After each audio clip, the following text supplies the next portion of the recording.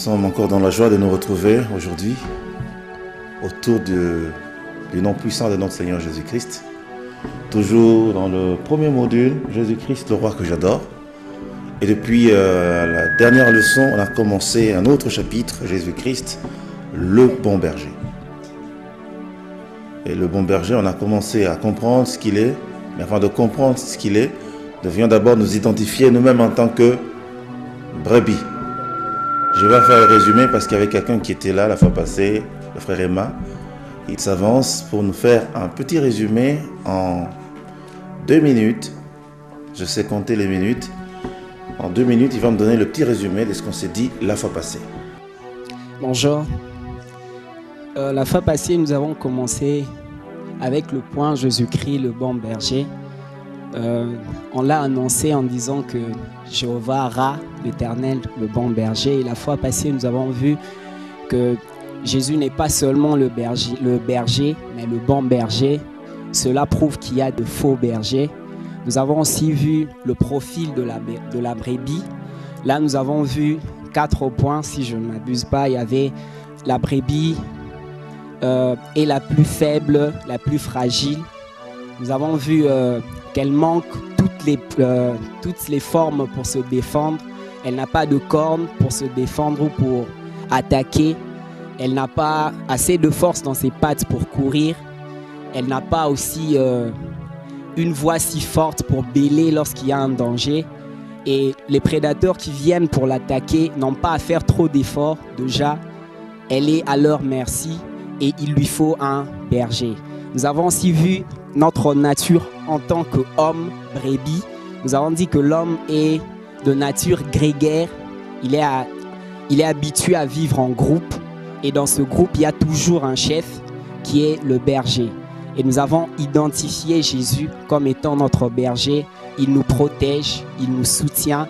Nous sommes son trésor et la Bible dit que nous sommes son héritage. Les brebis sont l'héritage du berger. Nous sommes tellement son trésor qu'il apprécie de nous protéger. À chaque fois qu'on a un problème, il s'identifie en nous. Et j'aimerais terminer en disant que le berger prend toujours la forme de nos problèmes. Chaque fois qu'on a un problème, il trouve un nom pour s'identifier et donner une solution. Merci. On peut acclamer le Seigneur. Merci Emma pour ta fidélité et les précisions dans le résumé. C'est par là qu'on a commencé parce que si nous voulons comprendre pourquoi le Seigneur porte le nom du berger, c'est parce que nous sommes identifiés aux brebis à cause de nos faiblesses. On apparente aux faiblesses des brebis. L'homme est très faible. Sans la protection de Dieu, l'homme est exposé à tout. C'est pourquoi le Seigneur prend le nom de berger, parce qu'il veut secourir les brebis que nous sommes. On a lu un passage qui prouve que tous les hommes de la terre sont des brebis de l'Éternel Dieu. Amen. Il sait prendre soin de nous. Mais on s'est posé également une question. Pourquoi il s'appelle bon berger? Pourquoi pas berger, tout simplement, parce qu'il l'est? Pourquoi il dit bon berger? C'est parce qu'on a compris qu'il y avait une race de faux bergers. Alors, il a fallu pour nous également bien redéfinir le concept berger ou pasteur. Parce que généralement, quand on parle de pasteur, nous avons immédiatement l'idée de nos responsables dans nos églises. Lorsque Ézéchiel était en train de recevoir les prophéties concernant le berger et les brebis que nous sommes, il n'y avait pas encore d'église. L'église n'existait pas encore sous sa forme actuelle. Donc on doit comprendre le sens du berger, du berger au-delà de la forme actuelle de la pastorale. Donc ne considérez pas, n'ayez pas en tête immédiatement les pasteurs qui sont dans les églises, qu'on appelle également les bergers, qui sont responsables des fidèles dans les églises. Non, nous voulons généraliser la compréhension de ce concept berger. Un berger donc est toute personne qui a des responsabilités sur les autres. Dès l'instant où le lendemain de quelqu'un dépend de vous aujourd'hui, vous êtes son berger. Nous avons conclu qu'un papa responsable dans sa maison, avec sa femme, ses enfants, il est le berger de la maison, le berger de sa famille. Cela relève aussi de beaucoup de responsabilités de la part de ceux qui tiennent la place des bergers, pour tous ceux qui sont sous leur responsabilité. On a étendu notre compréhension en prenant tous les cas possibles qui peuvent se présenter. Même lorsque papa n'est plus, la maman qui reste seule responsable de ses enfants, elle agit comme la bergère de ses enfants. Même si papa n'est plus, maman n'est plus, la fille qui reste comme aînée ou le fils responsable, il est le berger de ses frères. On est allé encore plus loin. Dans une province, le responsable de la province, le gouverneur de la province, il est le berger de sa province. Le président de la République, il est le berger de la République. Le bourgmestre de la commune, il est le berger de la commune. Vous pouvez être responsable d'une seule personne, vous êtes son berger. Vous êtes responsable dans une entreprise, vous êtes le berger du personnel qui existe sous votre conduite. Amen. Et pourquoi on dit le véritable berger, le bon berger? C'est parce qu'au milieu de cette race des bergers que le monde connaît, tous n'exécutent pas nécessairement ce qu'ils doivent exécuter pour le bonheur de leur brebis. Ce qui fait qu'on trouve des responsables qui ne le sont pas du tout par rapport aux responsabilités qui leur sont assignées. Donc des bergers qui ne savent pas prendre soin de leur brebis. Un papa qui est très sage quand il n'a pas l'argent. Quand on paye à la fin du mois, on ne le reconnaît plus. Il y en a qui quittent carrément la maison, il disparaît pendant 2-3 jours. Quand il n'a plus rien, on le voit. C'est l'homme le plus sage du monde lorsqu'il n'a rien. Il répond avec beaucoup de gentillesse, il est attentif. Mais quand il a de l'argent, il devient très méchant, vulnérable. On ne sait même pas s'approcher de lui parce qu'il croit qu'on vient lui demander l'argent. Et pour qu'il ne soit pas exposé à beaucoup de demandes, il disparaît. Il y a des papas comme ça. C'est un faux berger. Il y en a qui sont dans l'occultisme. On lui a demandé du sang pour aller accroître son pouvoir. Il va donner le sang de la brebis. C'est un irresponsable. Il ne sait pas sécuriser sa famille. Aujourd'hui, il y a beaucoup de mamans qui souffrent à cause de leur mari qui sont dans l'occultisme ou dans la magie ou dans la sorcellerie. Parce que ce sont des hommes avec lesquels on ne peut pas bien vivre. Ça devient intenable. Il y a des enfants qui subissent l'influence ou les conséquences négatives, perverses de l'occultisme de leur berger. Lorsque vous êtes dans une entreprise et que le berger de l'entreprise, le numéro 1 de l'entreprise, pense que c'est d'abord lui et tout le monde vient après, c'est difficile que les gens vivent dans la joie et dans le bonheur. Dieu a placé les hommes sur la terre pour qu'ils soient heureux. Et le bonheur des brebis dépend en priorité de leur berger. Qu'est-ce qu'ils ont comme projet pour leurs brebis? Si nous voulons comprendre comment ça se passe au milieu des hommes qui ne savent pas être bons bergers dans toute la ligne, c'est pour nous donner l'image du véritable berger qui est Jésus-Christ. Et si nous voulons bien l'adorer, l'exalter, le louer, nous devons d'abord nous positionner, nous, en tant que brebis, pour savoir qu'est-ce que nous pouvons attendre de notre berger. Et dès cet instant, lorsque nous savons ce qui sait faire, ce qui sait produire en notre faveur, nous pouvons bien nous approcher de lui et pour élever son nom comme il faut en tant que bon berger. On est d'accord? Je crois qu'on peut ouvrir nos livres à la page 80.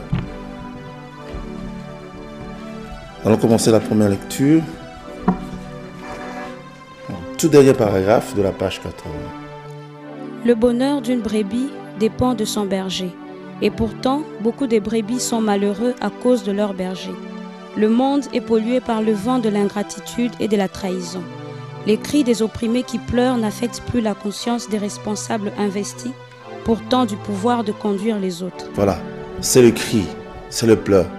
Et lorsque vous regardez bien, le Seigneur Dieu, du haut de son trône, il voit ce qui se passe sur la terre. Aucun berger ne s'en sortira sans rendre compte de la façon dont il aura assumé ses responsabilités devant les brebis qui sont sous ses responsabilités. Donc, les brebis sur qui vous êtes établis ne sont pas vos brebis.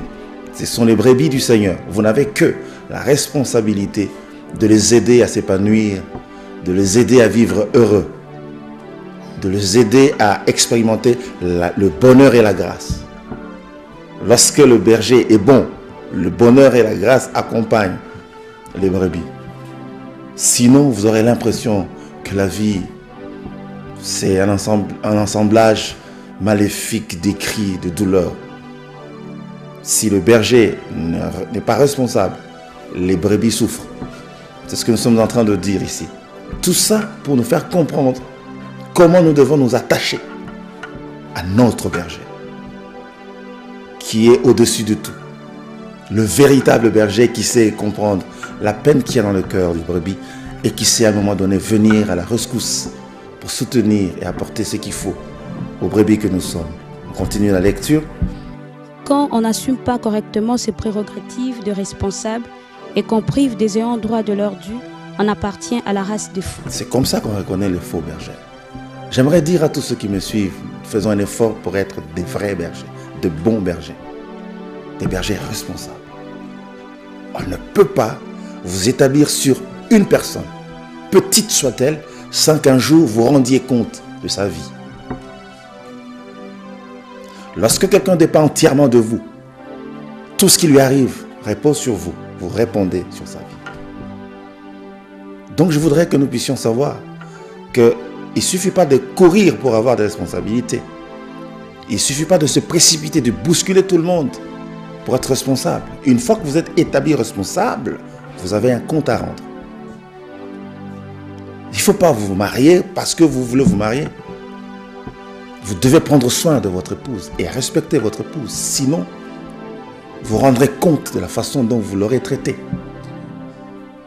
Il y a des gens qui n'ont pas compris, qui sont parents, qui sont papas, pour aider les enfants, pour les aimer, pour les accompagner dans leur vie jusqu'à ce qu'ils atteignent la majorité et qu'ils deviennent à leur tour aussi des bergers.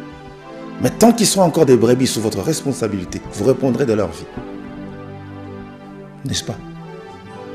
Donc, ça ne sert à rien de chercher à être responsable. Encore faut-il être le bon responsable, qui a un véritable recours pour les autres, sur qui les autres peuvent compter, qui saura bien essuyer les larmes, qui ne voudra pas voir une âme pleurer alors que c'est lui le responsable.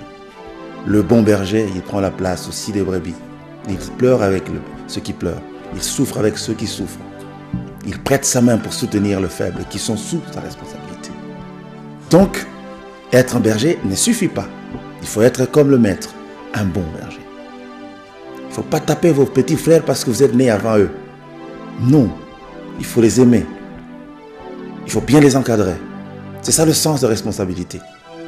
Malheureusement, on ne voit pas ça, on ne trouve pas ça parmi les hommes. Lorsque nous allons lire les passages, vous comprendrez que les hommes sont mauvais. Et je comprends pourquoi un jour Dieu a regretté d'avoir créé les hommes. La Bible dit Dieu se repentit. Certainement, il a dit, qu'est-ce qui m'a poussé à créer ces gens? Parce que lorsque l'homme veut te montrer ce qu'il est, tu regrettes de l'avoir rencontré un jour. Il y a des mamans qui regrettent d'avoir rencontré leur mari. Ils disent, si c'était à refaire, je pense que pour rien au monde, j'aurais souhaité te rencontrer. Il y a des papas et des enfants qui regrettent d'être nés dans une famille. Je vous dis une chose, le grand pasteur des brebis connaît toutes choses. Même lorsque vous êtes dans un instant, vous pensez que vous ne devriez pas être dans cette famille, il savait que ce serait votre papa, il savait que ce serait votre maman. Vous devez accepter la situation, mais vous reposez sur celui de qui viendra votre secours. Amen. Être berger ne suffit pas. Encore faut-il être un bon berger, qui est l'espoir des autres, qui est comme une référence sur qui les autres peuvent prendre appui. C'est ça remplir sa responsabilité sur la terre. Vous ne pouvez pas être introduit sur la terre pour faire souffrir les autres. Non, vous n'êtes pas un bon berger. Ça vous rattrapera même dans l'éternité. Croyez-moi. Alléluia. Alléluia. On continue la lecture.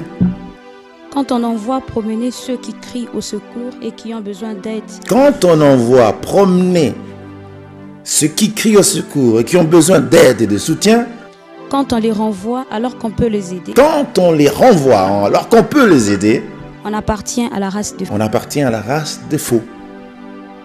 Donc quand tu adores le Seigneur en tant que bon berger, tu dis Seigneur, tu ne renvoies pas ceux qui viennent à toi parce que tu es le bon berger. Tu comprends le cri de nos cœurs. Avant que cela ne sorte du cœur, il a déjà entendu un cri. Même le silence a un cri devant lui. C'est-à-dire, il entend le bruit du silence. La Bible dit, la parole n'est pas encore dans nos bouches. Il a déjà entendu. C'est ça le véritable berger. Très attentif. Moi je dis par moments, même les poules sont beaucoup plus responsables que certains bergers parmi les hommes. Je me suis toujours dit ça. Parce qu'une poule, elle est poule quand elle n'a pas encore de petits poussins à côté. Dès l'instant qu'elle a ses poussins, attention, elle n'est pas obligée de fuir devant un homme. Voilà les responsabilités, même au niveau des animaux. Et il faut que les animaux et la nature nous enseignent. Elle peut se lever contre un géant, simplement parce qu'elle sent que ses poussins sont menacés. Si une poule peut agir comme ça, qu'est-ce à dire d'un homme? Où sont partis les cœurs des hommes? C'est pourquoi nous disons, il y a certains qui ont une pierre à la place du cœur. C'est difficile de convertir une pierre en une chair. Il faut changer le cœur. C'est pourquoi le psalmiste a dit, donne-moi un cœur nouveau. Il y a des cœurs qu'on ne peut plus changer. Il faut carrément, comme on dit, implorer la grâce de Dieu pour qu'il donne un cœur nouveau. Il faut qu'on prie pour nos responsables qui ont besoin des cœurs nouveaux. Un cœur d'amour, de compassion, un bon cœur. On ne peut pas être un bon berger quand on n'a pas un bon cœur. Parce que tout vient de l'intérieur. Alléluia. On continue. Le pâturage a perdu sa verdure. Le pâturage a perdu sa verdure. C'est-à-dire, là où les hommes peuvent espérer avoir leur secours, c'est plus un lieu d'espérance. C'est-à-dire, si c'est le travail qui est l'espoir de ta vie, c'est-à-dire tu vivras par ton salaire, à un moment donné, quand on dit le pâturage a perdu sa verdure, c'est-à-dire que même le travail n'est plus une raison d'espoir pour toi. Parce que même si on te paye, tu te dis, qu'est-ce que je veux faire avec ça? Il y a des gens qui ont compté leur salaire du bout du doigt comme ça, tant, il a fini de compter son salaire. À peine il a, à peine les devoirs commencent. Il y a des gens qui vivent à crédit. C'est-à-dire il a déjà consommé son argent avant de le recevoir. Et puis il a déjà ajouté d'autres dettes. C'est-à-dire quand il reçoit son salaire, il le dépense en payant et puis il reste encore avec un solde qu'il doit payer. Les devoirs commencent. La peine commence. Les souffrances commencent. Il y a des responsables d'entreprises qui sont des investisseurs privés. Ils pensent que puisqu'il a créé son entreprise, il est devenu le propriétaire de ses agents. Il peut leur dire n'importe quoi, il peut dire comme il peut faire tout ce qu'il veut, parce qu'il croit qu'il les a achetés. Non, ce ne sont pas tes brebis. Ce sont les brebis du Seigneur. Tu établis sur eux pour leur apporter le bonheur dont ils ont besoin, parce qu'ils te servent. Alléluia. Être berger ne suffit pas. Encore faut-il être un bon berger. Il ne faut pas insulter quelqu'un parce qu'il travaille pour toi. Non. Un jour tu rendras compte, car il est écrit qu'au jour de la fin, les hommes rendront compte pour toute parole vaine qu'ils auront prononcée. Donc un vrai adorateur, c'est un homme qui parle bien, avec beaucoup de respect. C'est un homme qui met un peu de sel sur ses paroles, afin que quand il parlera, quelqu'un se retrouve.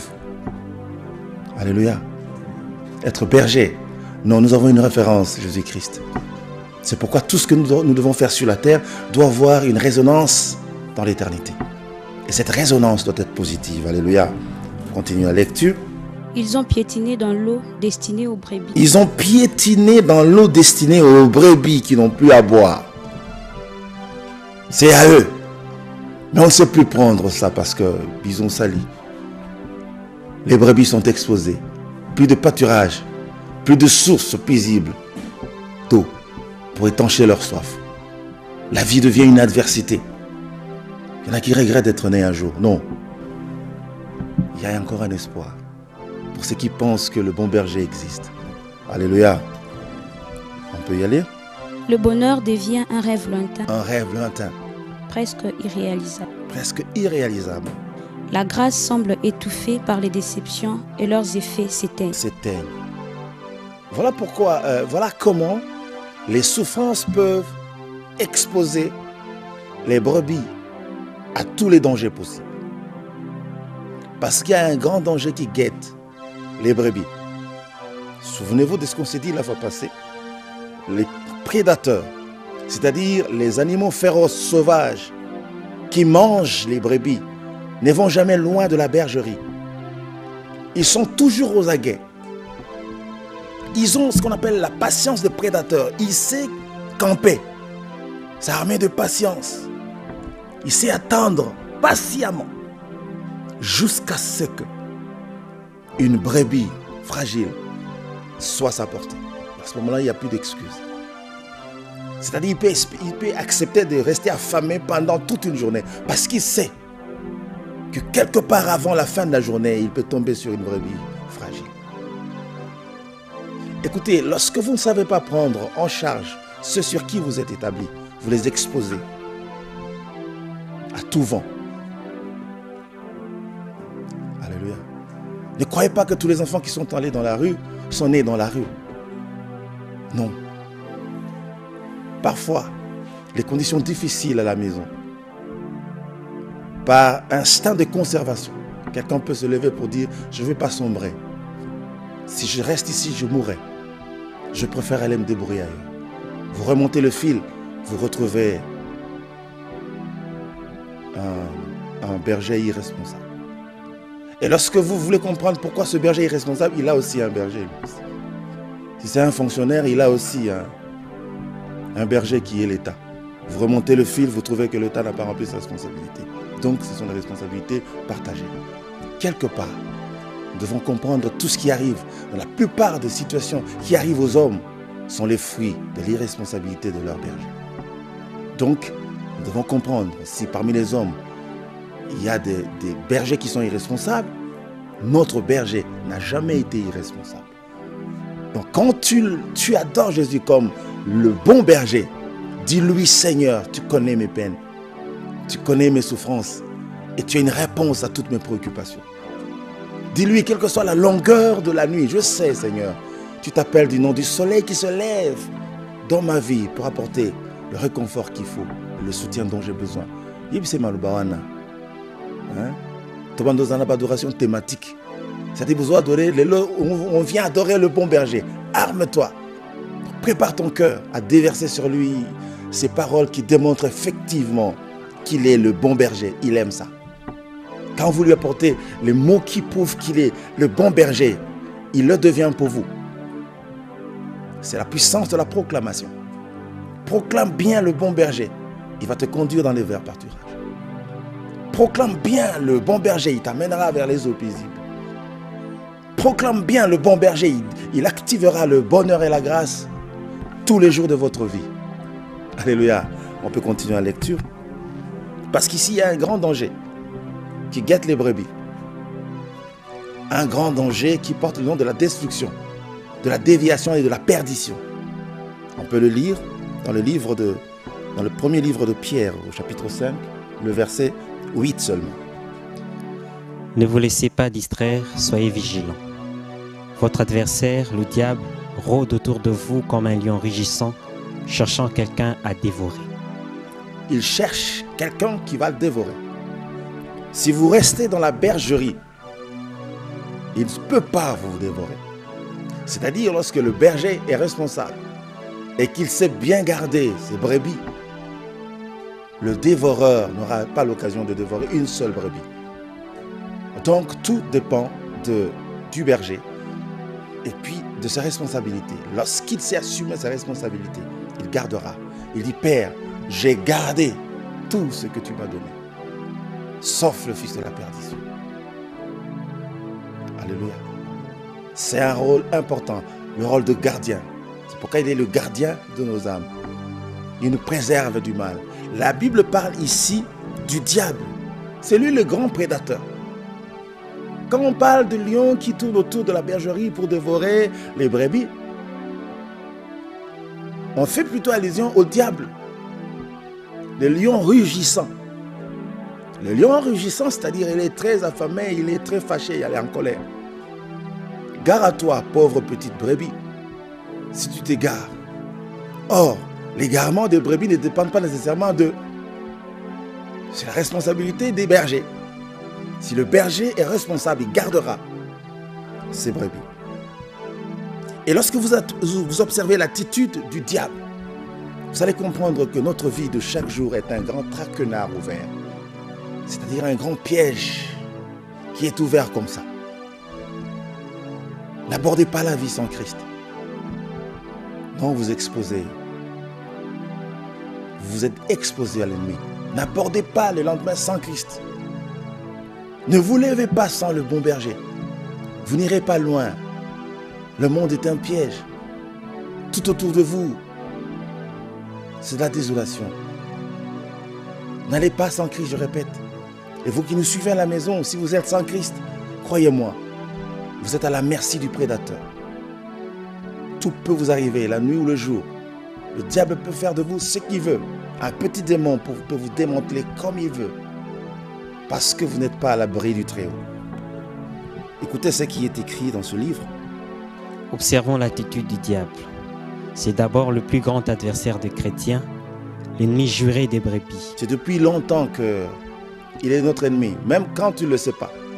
Vous savez, la chose la plus désagréable, c'est d'avoir un ennemi qu'on ignore. C'est votre grand ennemi, mais vous l'ignorez. Le diable, c'est le malin qui sait bien se filtrer. Il est là sans se prononcer que c'est moi, le diable. Parce que si on le voyait, je crois que ce serait autrement. Hein? Les chrétiens seraient en train de courir chaque fois. Mais puisqu'il sait se cacher, il devient encore plus dangereux. Mais nous avons trouvé grâce. Parce qu'en Christ, il peut se tapir, se cacher, chercher tout ce qu'il veut. Mais nous avons notre protection. C'est pourquoi nous devons, lorsque vous élevez le Seigneur en tant que bon berger, il ne faut pas aller loin aussi de ces réalités. Dites, je suis à l'abri, Seigneur, de celui qui vient pour dérober. Il peut rugir comme il veut. Il peut rôder comme il rôde. Vous savez, rôder, il n'a pas une destination. Il rôde, c'est-à-dire, il a une préoccupation. Il ne sait pas aller loin de sa préoccupation. Il doit rôder tout autour. C'est comme un voleur. Il veut voler, et puis il vient et regarde, non, il y a encore quelqu'un. Il descend de la clôture. Il rôde. Et puis, jusqu'à ce qu'il verra qu'il n'y a personne, le terrain est libre. Là, il descend. C'est ça le diable.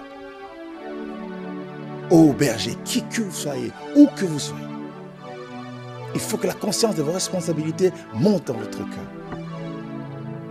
Pour qu'un jour, vous n'ayez pas à rendre compte négativement.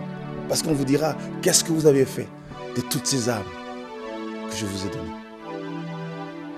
Qu'avez-vous fait? Comment vous avez géré ces gens pendant autant d'années?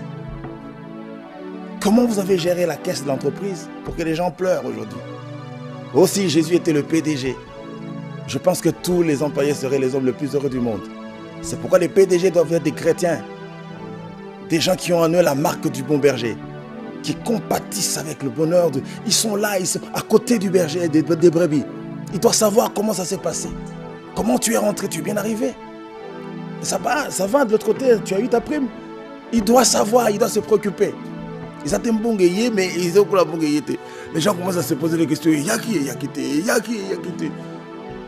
Il devient méchant, il ne parle plus, il sort, il revient, tout ça, et puis tout se tait. Et un jour, les gens vont dans la rue. Alléluia. On peut lire. Il est rugissant, c'est-à-dire visiblement affamé, fâché, déterminé à dévorer quelqu'un. Il ne répond qu'à son réflexe machiavélique, faire le mal, détruire les vies, déstabiliser les familles, causer l'amertume et la tristesse en volant la joie et la paix du cœur, diviser et enlever l'amour en inspirant la haine. Et quand il veut détruire une famille, il s'attaque au berger de la famille. Ça fait longtemps qu'il combat les hommes. Il était disposé à combattre les hommes avant que les hommes ne soient amenés à l'existence. Quand les hommes venaient, ils l'ont trouvé déjà aguerri dans le mal et l'iniquité avait déjà trouvé forme en lui. Et son premier rapport avec les hommes, le premier rapport qu'il a eu avec les humains, c'était de les détruire. Il a réussi à le faire. Quand il veut détruire une famille, il commence par le berger. Parce que quand on frappe le berger, les brebis se dispersent. Il connaît la stratégie. C'est pourquoi les mamans sont les grandes victimes de cette affaire. Il y a un papa que vous avez toujours respecté, votre mari que vous avez eu dans votre jeunesse, que vous avez appris à connaître. Le bon berger du foyer, qui était toujours là à temps. Et puis, celui qui rugit vient dans la scène, rentre dans la scène, tu ne reconnais plus ton mari. Tu as l'impression qu'on t'a changé d'homme, c'est plus lui. Et quand il pleure, on dit, Seigneur, je ne reconnais plus ton mari. Est-ce que c'est lui? Par moment, tu le regardes bien, il dit, mais pourquoi tu me regardes? Non, je veux savoir si c'est encore toi. Le destructeur, quand il rentre comme ça, il frappe sérieusement. Parce qu'il ne veut pas que les bergers parmi les hommes assument leurs responsabilités. Parce que si les bergers parmi les hommes assument leurs responsabilités, lui, son royaume s'éteint. Amen. Vous êtes vous-même aussi berger de votre propre vie. Vous-même, en tant qu'individu, ne vous détruisez pas. N'amenez pas votre corps n'importe où. Ne vous offrez pas à tout le plaisir que le monde peut proposer. Attention, vous pouvez être vous-même votre propre piège. N'allez pas chercher votre ennemi très loin de vous. C'est peut être vous-même. Alléluia. Donc, vous devez bien regarder vos cœurs. Vous devez bien regarder vos sentiments. Vous devez bien vous juger sévèrement. Soyez sévère envers vous-même. Comme Paul disait, je traite durement mon corps. Ne vous soumettez pas au plaisir de votre propre cœur. Parce qu'il y a des désirs qui sont les désirs de votre cœur, qui ne sont pas les désirs, le plaisir du monde, hein, les désirs de votre propre cœur. Ça vient de vous-même. Attention, vous pouvez être votre premier ennemi. Ne vous détruisez pas. Si vous êtes le mauvais gestionnaire de votre corps, vous vous rendrez compte du temple que l'Éternel a institué par vous, qui est sa demeure. Alléluia. Donc, je me demande comment ils font pour arriver à la maison. Donc, quand tu regardes bien, Dieu est quand même amour. Hein? Il est vraiment amour. Tu vois quelqu'un qui a perdu le sens de l'orientation. C'est-à-dire, quand il lève une jambe pour marcher, la jambe ne descend pas nécessairement à l'endroit où il le veut. La jambe descend quelque part. Si c'est un trou, il se retrouve quand même dans le trou. Et puis il se lève, je ne sais comment. Et puis il continue. Caïn. S'il doit échouer quelque part, il ne sait plus y aller, c'est devant sa porte. Allez-y comprendre quelque chose. Même dans sa folie, l'amour de Dieu l'accompagne quand même. Soyez des bons bergers pour vous-même d'abord. Gérez bien la vie que Dieu vous a donnée. C'est précieux la vie que nous avons. Elle a du prix aux yeux de Dieu. Gérez bien votre vie. Vous ne permettrez à personne de se moquer de vous. Quand vous savez ce que vous êtes, donnez de la valeur à ce que vous êtes. Aimez-vous tel que vous êtes. Ne cherchez pas à être comme d'autres. N'enviez pas les autres. Commence à regarder l'autre et dis non, si j'étais comme lui. Non, tu pèches contre ton Créateur. Alléluia. Nous sommes ce que Dieu veut que nous soyons. Si nous me coucher, tu te rends compte que j'ai dépassé l'âge de grandir. Tu as espéré pendant toutes ces années atteindre quelques centimètres de plus. Tu n'as pas atteint les centimètres de plus. Rends grâce. Alléluia. Il y a des gens qui ont jeûné pour grandir un peu. Non, Dieu t'a trouvé bon avec cette taille. Dieu te trouve bon comme ça. Il dit, toi tu dois être comme ça. Alors, mets-toi dans la peau de quelqu'un qui ne sait plus grandir. Dis Seigneur, merci parce que tu m'as créé, j'ai cette taille, 1m20, je te loue. Alléluia. Si vous faites ça, Dieu va vous donner de la notoriété avec votre taille. Il y a des gens de petite taille qui ont géré des géants. Qui a fait tomber Goliath? Il était plus géant que Goliath. C'était un enfant. C'est-à-dire, côté taille, il avait la taille la plus petite. Peu importe la taille que vous avez, le bon berger qui vous a installé, il sait comment il va se servir de votre taille. Alléluia. Même s'il faut monter sur l'arbre pour voir la grâce, montez quand même sur l'arbre, vous verrez la grâce. Zaché, il s'est servi de sa taille. Parce que tous ceux qui étaient un peu grands ne voyaient pas nécessairement. Lui, tellement qu'il était petit, il a dit non, non, non. À cause de ma taille, je dois monter. Tout ce que Dieu fait de vous est glorieux. C'est pourquoi même si vous n'avez pas d'appui côté bergerie humaine, nous avons un berger surnaturel qui est beaucoup plus bon, plus puissant, plus merveilleux, qui sait nous prendre dans ses bras. Souvenez-vous de ce qu'on s'est dit, il prend les brebis dans ses bras. Nous avons un réconfort, un soutien réel en Jésus-Christ. Alléluia. On peut lire. Le voleur ne vient que pour dérober, égorger et détruire. Remarquons une chose. Lorsque le dévoreur ou l'ennemi de votre vie active certaines choses, généralement c'est la souffrance, c'est pour vous pousser aux extrémités. Vous pousser à la révolte, vous pousser à vous rebeller. C'est-à-dire, la bergerie, vous n'avez plus de soutien dans votre bergerie, vous sentez que là, je n'y peux rien, je préfère partir. Ne croyez pas que toutes ces filles qui font le trottoir sont issues de mauvaise éducation. Non. La souffrance peut amener quelqu'un à devenir ce qu'il n'a jamais espéré devenir un jour. Nous avons écrit quelque chose dans ce sens-là. Freddy peut nous aider à lire. Les souffrances peuvent même aller jusqu'à changer notre nature. En effet, les grands escrocs de ces siècles, tous ces détourneurs de fonds, tous ces voleurs de grands chemins, ces bandits armés ne sont pas nécessairement nés malfaiteurs. La souffrance, pour la plupart des cas, a converti des milliers de personnes en gens de mauvaise vie. Il était bien au départ, mais il se retrouve devant les situations telles qu'il souffre. Le cœur commence à être affecté. Et il devient quelqu'un de mauvaise vie, pas parce qu'il a voulu. Les circonstances l'ont poussé à le devenir. Beaucoup de responsables sont à compter parmi les bergers. Des gens qui devaient mettre les autres dans des conditions telles qu'ils rendent grâce à Dieu pour ce qu'ils sont. Mais à ce moment-là, même l'action des grâces, on ne sait plus l'exprimer.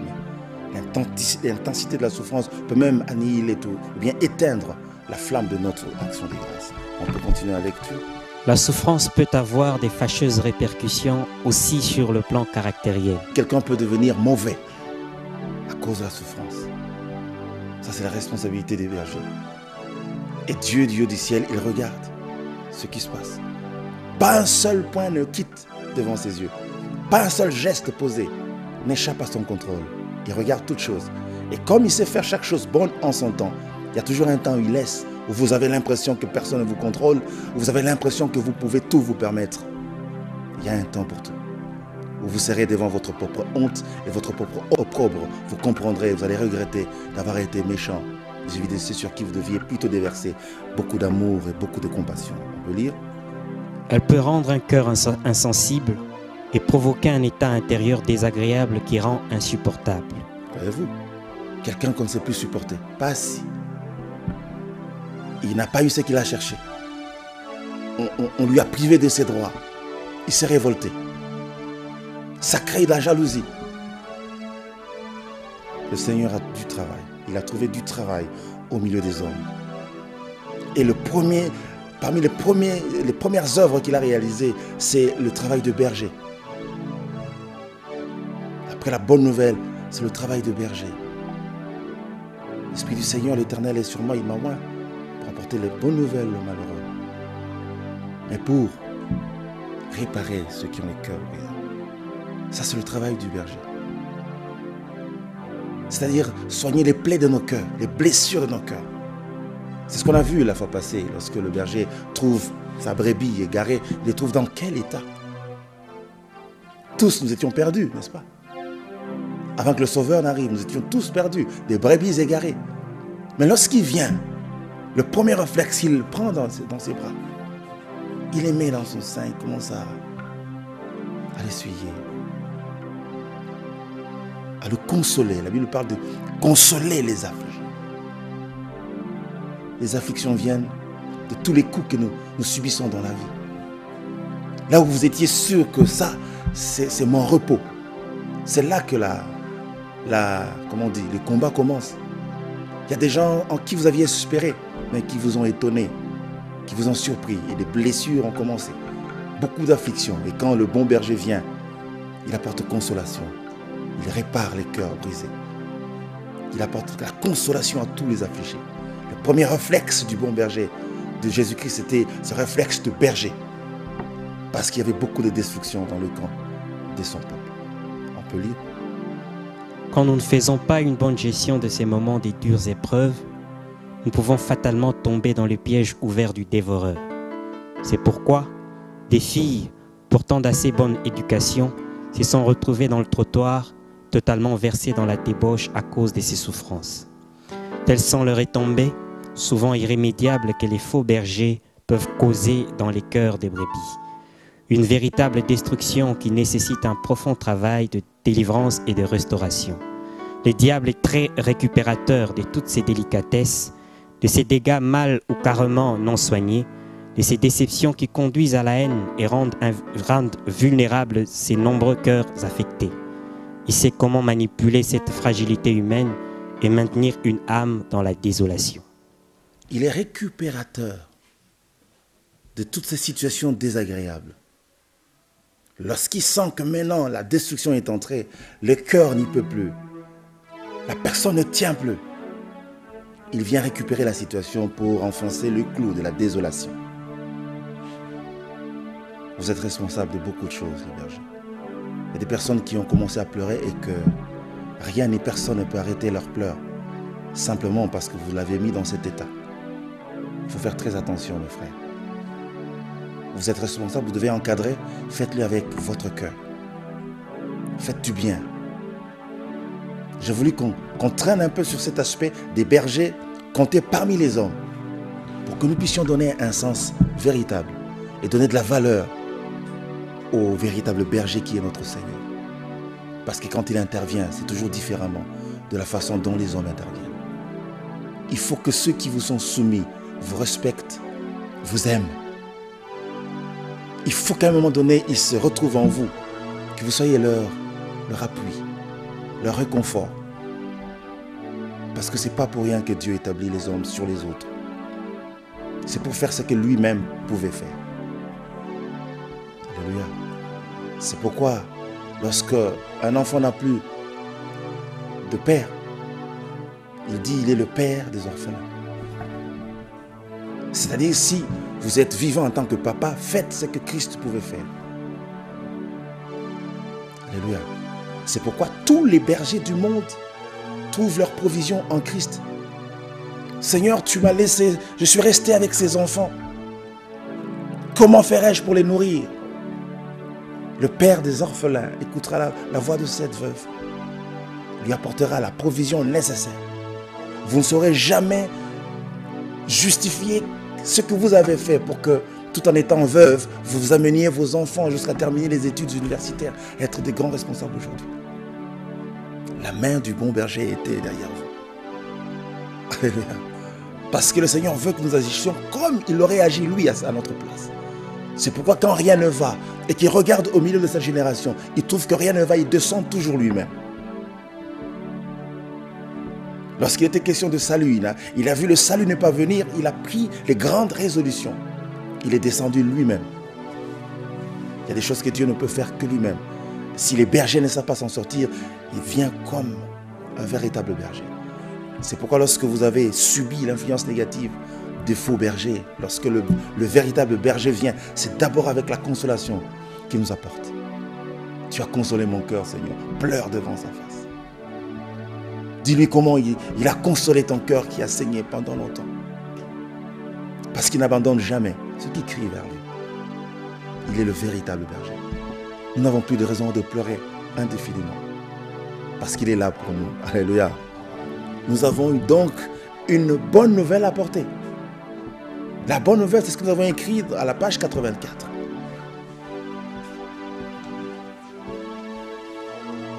C'est quoi la bonne nouvelle?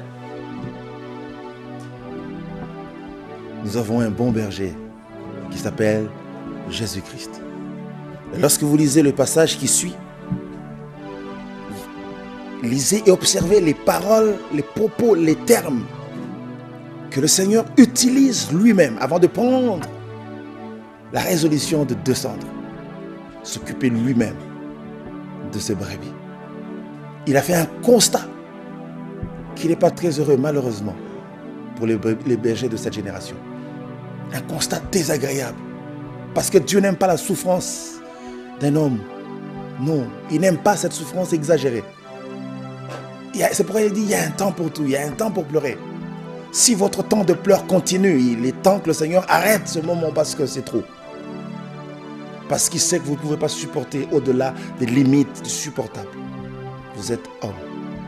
Vous n'êtes qu'une brebis. Vous êtes fragile. Votre vie est comparée à une fleur qui se lève un matin et puis le soir flétrit. C'est ça l'homme, très fragile. On peut lire ce passage. Une bonne nouvelle, nous avons un bon berger, Jésus-Christ. Car ainsi parle le Seigneur, l'Éternel. Voici, j'aurai soin moi-même de mes brebis et j'en ferai. J'aurai soin moi-même de mes brebis. L'espoir commence à venir. Et j'en ferai la revue. Vous savez ce que ça veut dire, en faire la revue? Faire la revue des brebis. Mettez-moi toutes mes brebis là devant. Faire la revue, c'est commencer à observer une à une, examiner si tout le monde est en place et si tout le monde va bien. Alléluia. Il vous considère personnellement tel que vous êtes. Il ne peut pas vous confondre dans un lot collectif. Impossible. Vous êtes sa brebis. Alléluia. Il ne peut pas vous confondre avec les autres. C'est impossible. Il vous appelle par votre nom.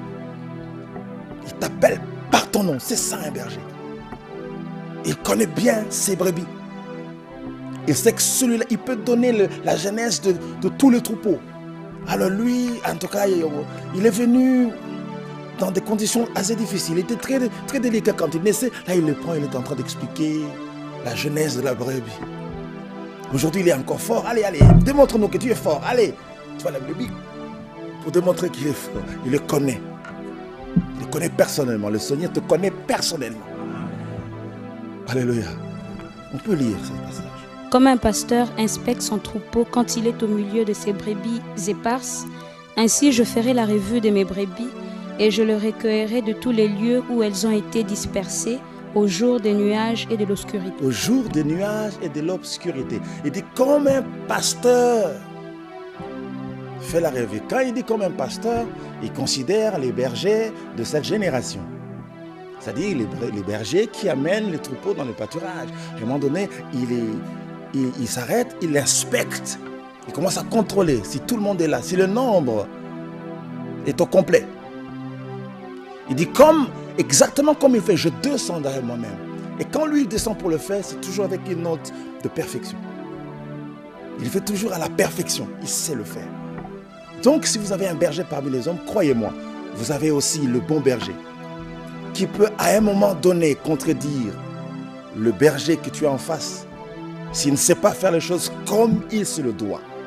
Parce que l'idéal et la référence, c'est notre véritable berger. Alléluia.